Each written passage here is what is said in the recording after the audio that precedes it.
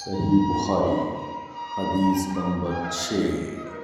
رمضان المبارک میں جبرائیل علیہ السلام کا وحی لانا۔ ہم کو عبدان نے حدیث بیان کی، انہیں عبداللہ بن مبارک نے خبر دی، ان کو یونس نے، انہوں نے ظاہری سے یہ حدیث سنی۔ دوسری سند یہ ہے کہ ہم سے بشر بن محمد نے یہ حدیث بیان کی، ان سے عبداللہ بن مبارک نے، ان سے یونس اور محمد ان دونوں نے ظاہری سے روایت کی۔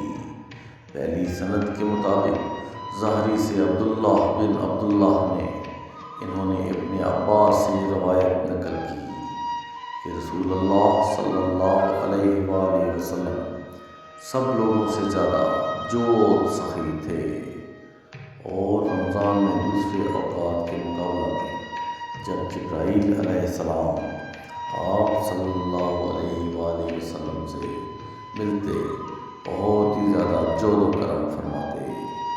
جبرائیل علیہ السلام رمضان کی ہر رات آپ صلی اللہ علیہ وآلہ وسلم سے ملاقات کرتے اور آپ صلی اللہ علیہ وآلہ وسلم کے ساتھ قرآن کا دورہ کرتے۔ عرض نبی کریم صلی اللہ علیہ وآلہ وسلم لوگوں کو بھلائی پہنچانے میں بارش لانے والی ہوا سے بھی زیادہ جود و کرم فرمایا کرتے تھے۔